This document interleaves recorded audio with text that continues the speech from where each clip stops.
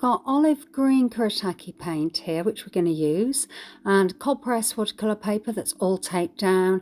I've got a bit of plastic. This is a plastic bag I've got there, and we are just going to slap that paint on. So plenty of paint on your page, pouring it straight out of the pan onto that page and making sure that that page is covered with this luscious green colour.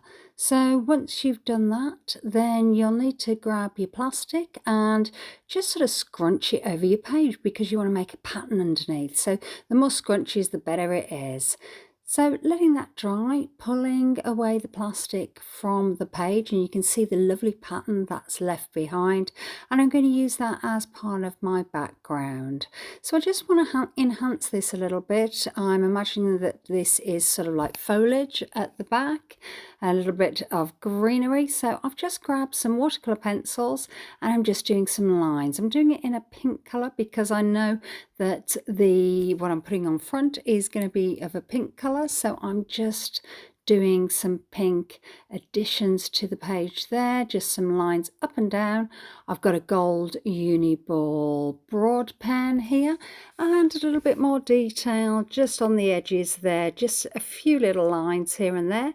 I just want to pretty it up a little bit, and I'm also going to be adding some little circles where I can see there's some space where there isn't any paint. So just enhancing that page however it is. So you may get a lot of lines, and you might feel that you don't need to enhance it. I just felt that in some spaces there wasn't enough detail. So this is just adding a little bit more detail for a bit of interest. So I've now got a gold felt tip pen, and I've just made sure that the tape is taped down nicely because I'm just edging my page there.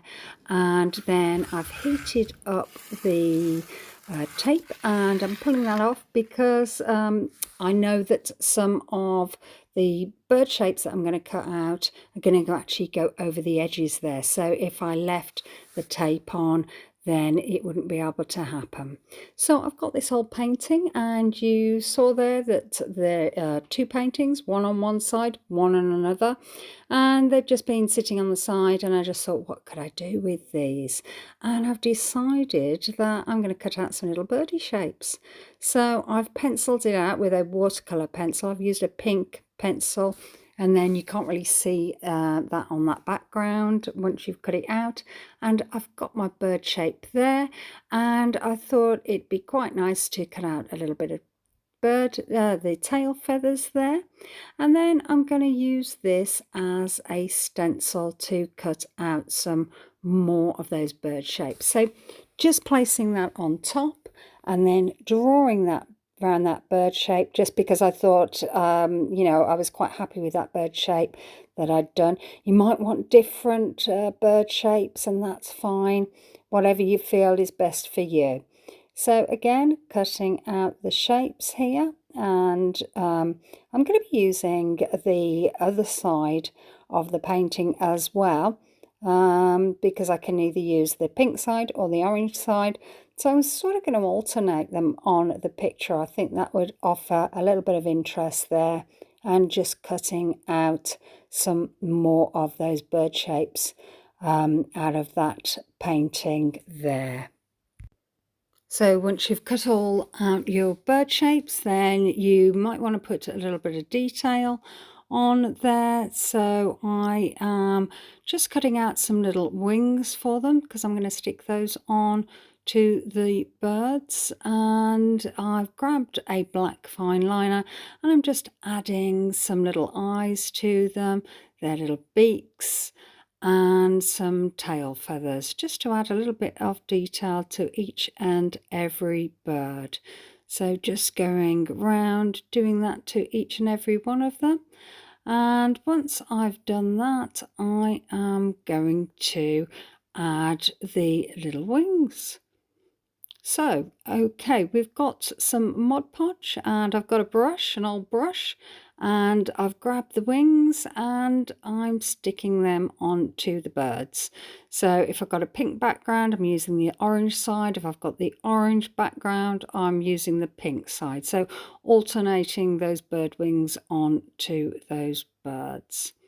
And then once that's done, I have got them there, and I'm just having a look at my page and imagining where I'm going to put them.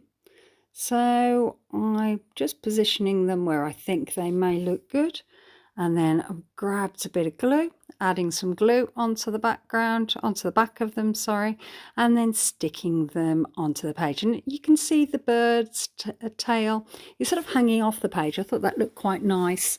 It gives it a bit more of a 3D effect when you do that. So just alternating those birds, positioning them where I think is best. And I'm imagining them being in a tree. That background looks a bit tree-like foliage, and I think that looks quite nice. Placing and sticking them down and positioning them onto the page.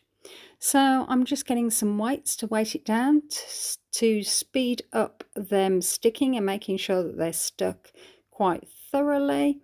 And then I've just grabbed, I've got a green acrylic paint pen.